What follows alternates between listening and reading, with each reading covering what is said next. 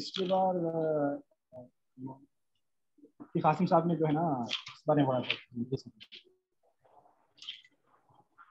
آج نیت سبق کے بارے کون میں سا پڑھا۔ ہمارا جی ہے؟ وہ تو اندازہ نہیں ہے مفتی صاحب مجھے۔ اچھا پتا نہیں ہے۔ آج ہمارا سبق ہے 10واں سبق، ٹھیک ہے؟ جی 10واں سبق پڑھیں گے آج ہم۔ جی جی قرآن کریم کے اندر بسم اللہ الرحمن الرحیم، اعوذ باللہ من الشیطان الرجیم، بسم اللہ الرحمن ان الذین عند ربک لا یستکبرون عن عبادته ویسبحونہ وله یسجدون۔ یہ قرآن کریم کی ایک آیت ہے جو کہ میں نے آپ کے سامنے پڑھی ہے۔ قرآن کریم کی ایک آیت ہے جو کہ میں نے آپ کے سامنے پڑھی ہے۔ ترجمہ اس کا یہ ہے، بے شک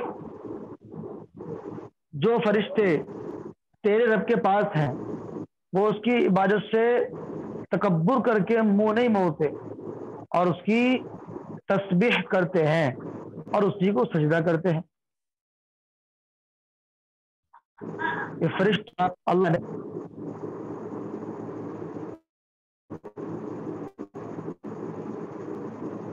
فرشتوں کی صفات اللہ تبارک و تعالی بیان کر رہے ہیں کہ فرشتے کیسے ہیں۔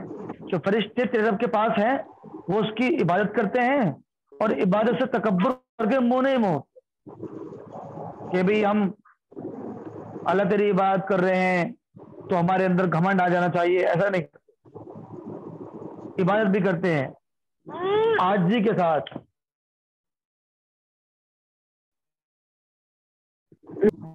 اور پھر اس کی تسبیح بھی بیان کرتے ہیں اور اسی کو اللہ کے یعنی سجدہ بھی کرتے ہیں۔ یعنی اب یہ جو ہم نے قرآن کریم کی جو آیت پڑھی ہے، یہ قرآن کریم کی آیت یہ سجدے والی آیت ہے، تو میرے اوپر بھی سجدہ واجب ہو گیا اور آپ کے اوپر بھی سجدہ واجب ہو گیا، تو اس لیے سبق کے بعد سجدہ بھی کر لیں گے انشاءاللہ، کریں گے نا؟ جی ہاں۔ نمبر 2، حدیث کامل مسلمان کی علامت۔ کامل مسلمان بہت بڑی بات ہے، اس کا مطلب ہم مسلمان نہیں ہیں، اگر مسلمان ہیں بھی تو کامل نہیں ہے پھر۔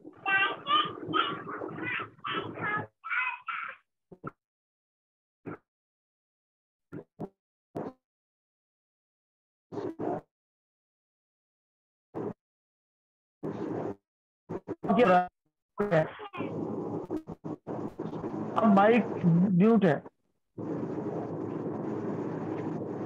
ہاں ایک بار پھر سے، آواز آ رہی ہے ہاں اب میری؟ آواز آ رہی ہے، پھر سے بول بتائیں۔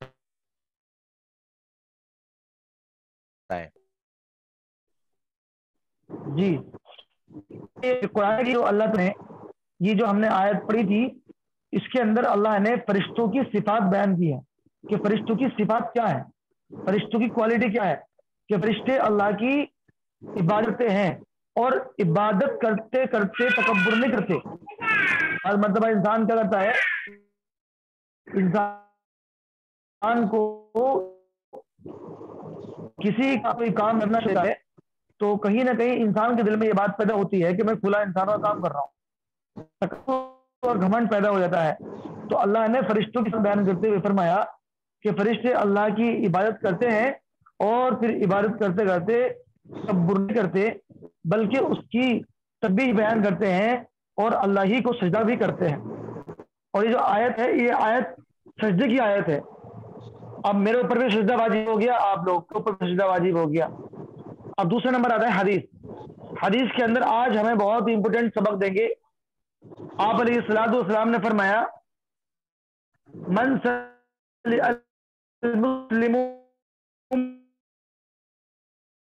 المسلمون من لسانه کہ تمہیں کامل مسلمان وہ ہے کہ جس کے ہاتھ سے زبان سے محفوظ ہیں.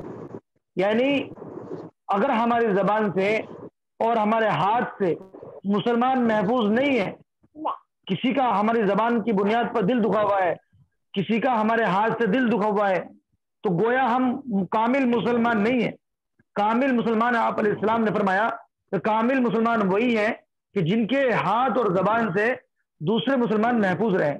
یعنی کسی کو بھی ہماری ذات سے کوئی تکلیف نہ ہو، نہ زبان کے ذریعے، نہ ہاتھ کے ذریعے، نہ آنکھ کے ذریعے، کسی بھی عضو کے ذریعے ہماری دوسرے مسلمان کو تکلیف نہیں ہونی چاہیے. یہ مسلمان کے کامل ہونے کی علامت ہے. اگر ہماری بھی یہی حالت ہے کہ ہماری زبان سے، نہ ہاتھ سے، نہ کسی بھی چیز، کوئی مسلمان ہم سے پریشان نہیں ہے، کسی مسلمان کو ہم سے کوئی شکایت نہیں ہے، تو پھر ہم کامل مسلمان ہیں.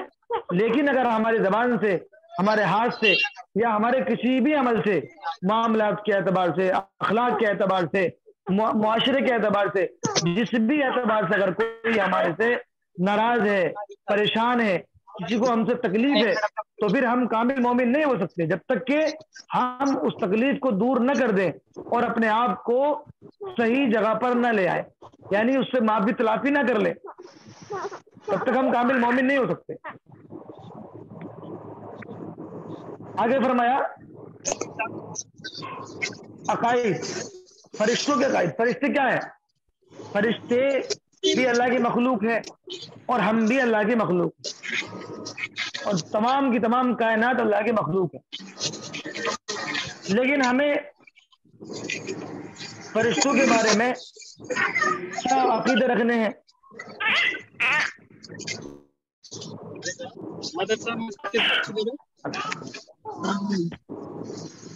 فرشتوں کے بارے میں ہمیں عقیدہ رکھنا ہے کہ اللہ تبارک و تعالیٰ نے فرشتوں کو جو پیدا فرمایا ہے وہ نور سے پیدا فرمایا ہے. ہمیں تو اللہ نے مٹی سے بنایا ہے، لیکن فرشتوں کو اللہ نے نور کے ذریعے بنایا ہے. یہ ہماری نظروں سے غائب رہتے ہیں، ہمیں دکھتے نہیں ہیں.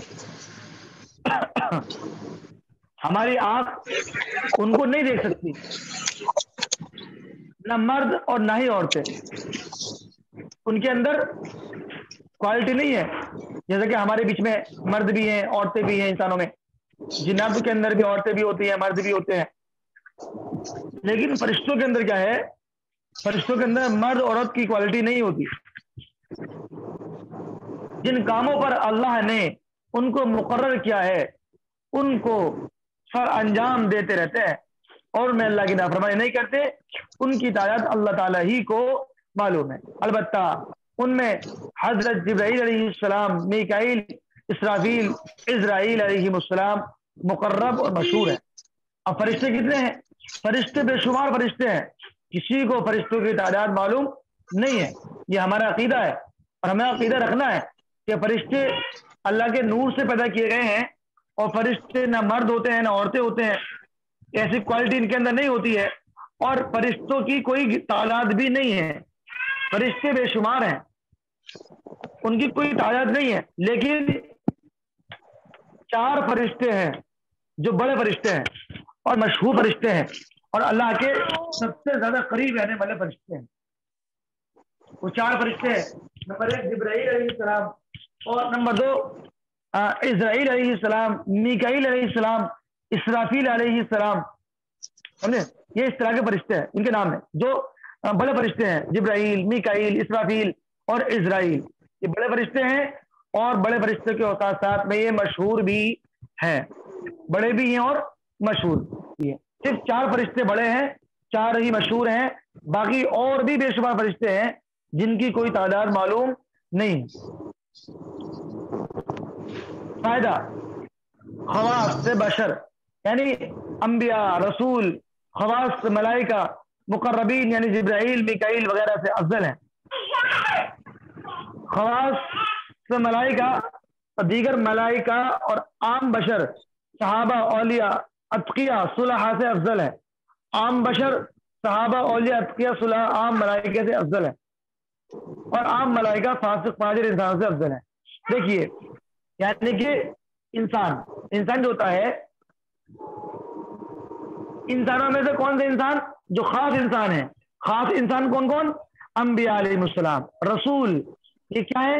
یہ جو خاص فرشتے ہیں. خاص فرشتے کون کون سے ہیں وہ بتایا تھا ابھی، جبرائیل، میکائیل، اسرافیل، اسرائیل.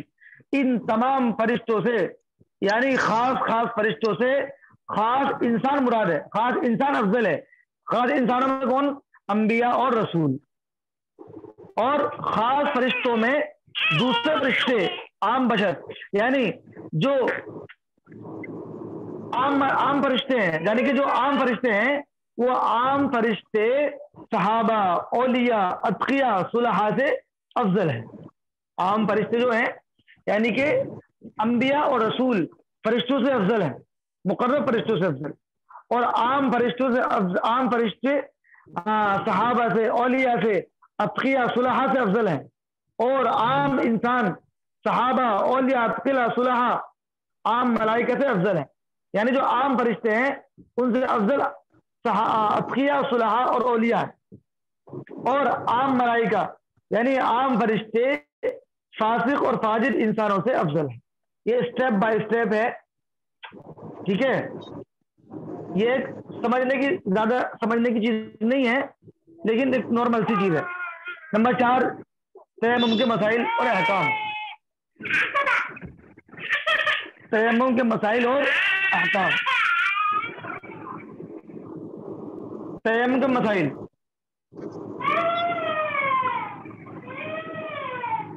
ارے یار، ہلو. جی جی. ہاں، تیمم جو ہم کرتے ہیں یعنی کہ جو وضو کرتے ہیں ہم، اور وضو کے لیے پانی نہیں ہوتا ہے، اور پانی کے نہ ہونے کی بنیاد پر، یا یہ کہ پانی سے مرض بڑھنے کا خطرہ ہو، بیماری ہے، بخار ہے، طبیعت خراب ہے، اور پانی کا پرہیز ہے کہ پانی سے مرض بڑھ سکتا ہے، تو اس صورت میں ہم تیمم کرتے ہیں. تو تیمم کے مسائل جاننا ضروری ہے، اور تیمم کس طریقے سے کریں گے وہ بھی جاننا ضروری ہے. تو آج تیمم کے مسائل اور احکام جانیں گے. تیمم کے فرائض. تیمم میں کتنے فرض ہیں؟ تیمم میں 3 فرض ہوتے ہیں، جبکہ وضو میں کتنے فرض ہوتے ہیں؟ وضو میں 4 فرض ہوتے ہیں. وضو میں 4 فرض ہوتے ہیں اور تیمم میں 3 فرض ہوتے ہیں. نمبر 1، نیت کرنا کہ ہم تیمم کی نیت کر رہے ہیں، کہ ہم پاک ہونے کی نیت کر رہے ہیں. نمبر 1 نیت کرنا. نمبر 2 چہرے پر ہاتھ ملنا. چہرے پر کیا ملنا؟ ہاتھ ملنا. نمبر 3 بازوؤں پر ہاتھ ملنا. بازوؤں پر کیا ملنا؟ ہاتھ ملنا. ہاں ٹھیک ہے. یعنی کہ ہم جب تیمم کریں گے تو پاک مٹی لیں گے. پاک مٹی جو ہوگی، پاک مٹی پر ہم ہاتھ ماریں گے دونوں زمین پر. اس طریقے سے ہاتھ ماریں گے زمین پر. زمین پہ ہاتھ مار کے اپنی طرف کھینچیں گے. اس کے بعد اس کو جھاڑ دیں گے. مٹی کو، جو مٹی ہاتھوں پہ لگی ہوگی اس کو ہم ہاتھوں سے کس طرح جھاڑیں گے میں آپ کو بتاؤں. اس کو ہم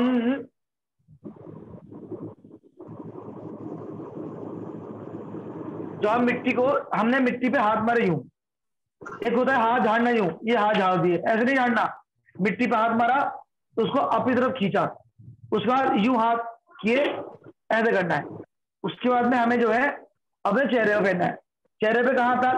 جہاں تک پیشانی کے بالوں سے تھوڑی کے نیچے تک جو وضو میں فرض ہے دھونا، اسی حساب سے ہم چہرے کو اس طرح رکھیں گے. اس کے بعد کانیوں کو بھی ہم ایسے کر لیں گے. یہ ہمارا جو ہے 3 فرض ادا ہو گئے، سمجھو ہم پاک ہو گئے. تو تیمم میں کتنے فرض ہیں؟ تیمم میں 3 فرض ہیں. نمبر 1 نیت کرنا. نمبر 2 چہرے پہ ہاتھ مارنا. نمبر 3 کانیوں پر ہاتھ مارنا. یہ 3 فرض تیمم کے ہو گئے. تیمم کی سنتیں. تیمم کی سنتیں کتنی ہیں؟ تیمم کی سنتیں 5 ہیں. نمبر 1 بسم اللہ پڑھنا.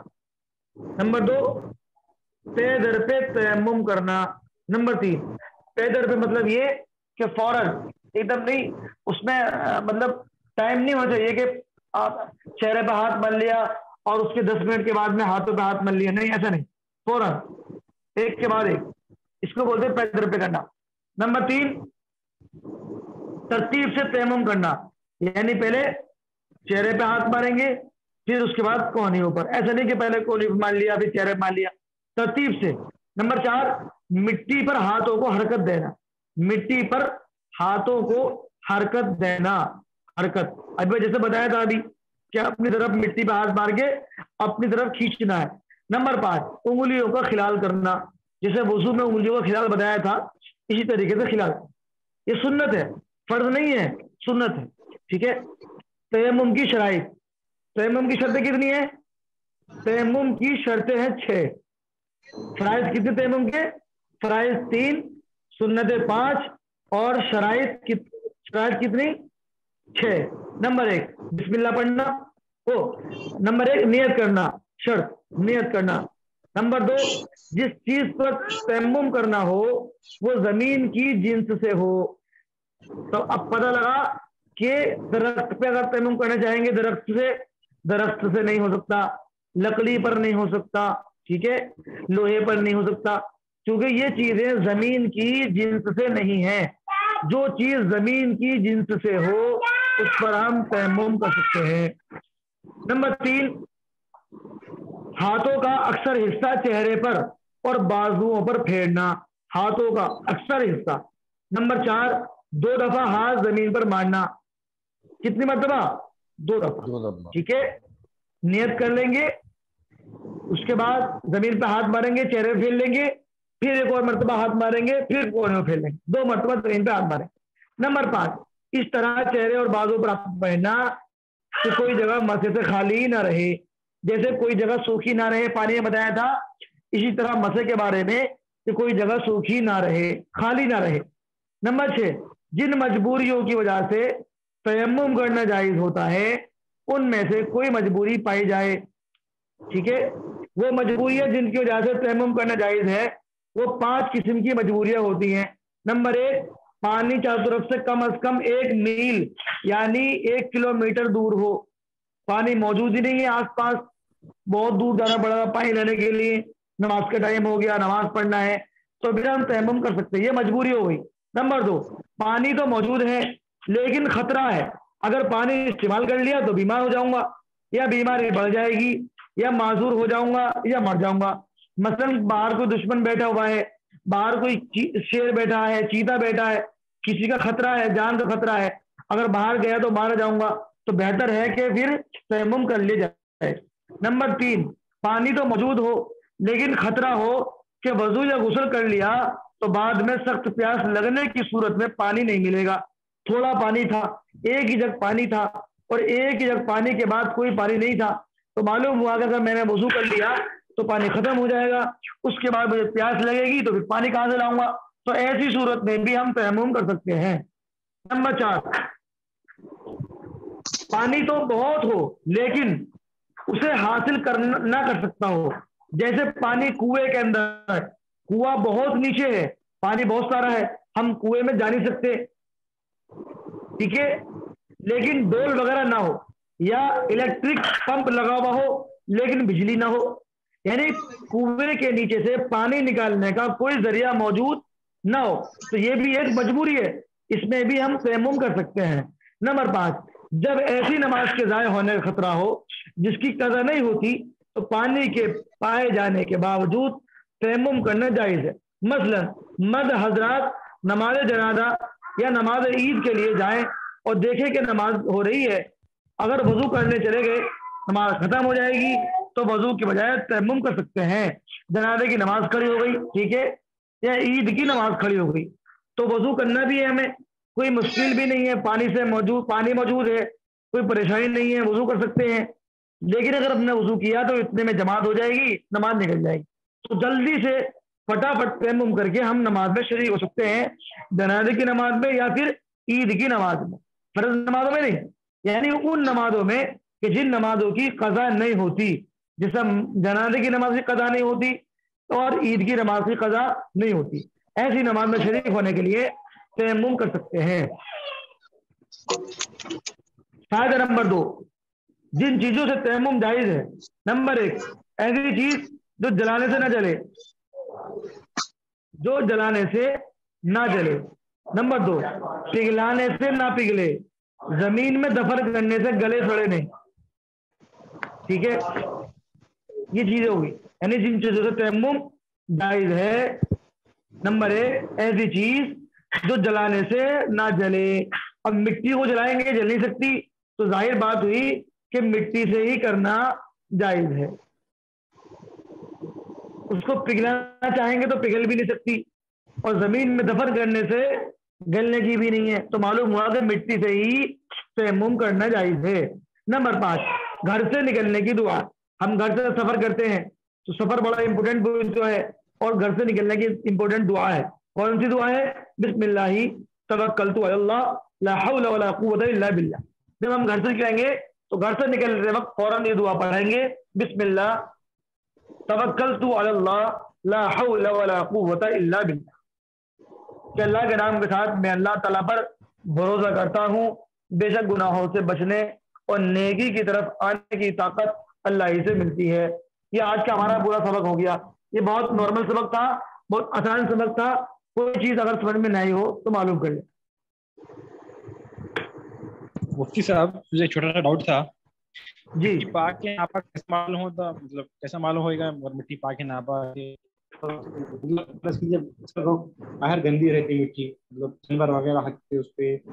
हाँ, नहीं वो असल में जो हमारी जिस मतलब हमने कोई मिट्टी देखी और हमें उस मिट्टी पर कोई गंदगी लगी हुई नजर नहीं आ रही है, दाएं बाएं भी गंदगी नजर नहीं आ रही है, तो वो मिट्टी पाक है। ठीक है, मिसाल के तौर पर हमारे कमरे में बेडरूम होता है या कोई कमरा होता है, उसमें कालीन पड़ा होता है, कालीन पड़ा होता है तो कालीन के बाद मिट्टी नीचे जमा हो जाती है, तो हम जो कूड़ा निकालते हैं, मिट्टी निकालते हैं, उसी मिट्टी को जमा कर ले, उस इस तरीके से मिट्टी वो भी पाक होती है, उससे तयम्मुम कर सकते हैं हम। ठीक है, लेकिन एक मिट्टी है उसके ऊपर गंदगी पड़ी हुई है तो जाहिर सी बात है वो तो नापाक है। जिस मिट्टी पर बज़ाहिर कोई गंदगी नजर ना आए तो वो मिट्टी पाक है, उससे हम तयम्मुम कर सकते हैं। पोता मिट्टी होती है, पोता मिट्टी से तयम्मुम कर लेते हैं। ठीक है जी। मुफ्ती साहब, जी। आज मैं थोड़ा लेट ज्वाइन किया हूँ, तो कुरान और हदीस का क्या हुआ थोड़ा बता देंगे?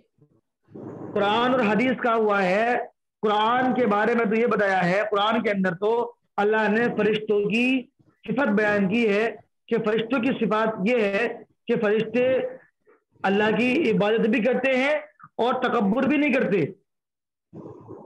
बल्कि उसकी तस्बीह में लगे रहते हैं और उसको सजदा करते हैं।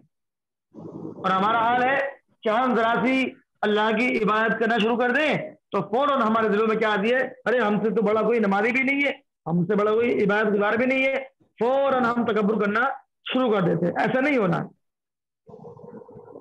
और हदीस के अंदर बताया है कि आप अलैहिस्सलाम ने फरमाया कि तुम में बेहतरीन मुसलमान और कामिल मुसलमान वो है कि जिसके हाथ और जबान से लोग महफूज रहे।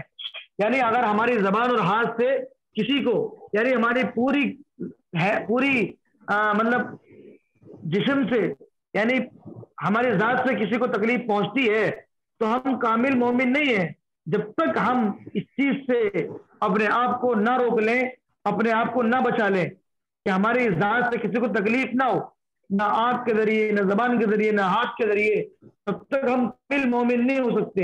हदीस में आप इस्लाम ने फरमाया कि तुम्हें कामिल ईमान वाला वो है जिसकी जबान और हाथ से दूसरे मुसलमान महफूज रहे। तो इसलिए हमें नियत करनी है, इरादा भी करना है कि इंशाअल्लाह जिन लोगों से हमारी लड़ाई है, झगड़ा है या बदगुमानियां हैं, उन तमाम की तमाम चीजों को खत्म करेंगे और पक्के और कामिल मोमिन बनने की इंशाअल्लाह कोशिश करेंगे।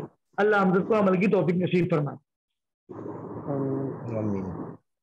अब सजदा, आप लोग सब सजदा कर ले, क्योंकि सजदा हम पर वाजिब हो गया है, आयत हमने सजदे की पढ़ी थी। ठीक है जी। अस्सलामु अलैकुम वरहमतुल्लाह। वालेकुम अस्सलाम। अस्सलाम वालेकुम रहमतुल्लाह। वालेकुम अस्सलाम वरहमतुल्लाह।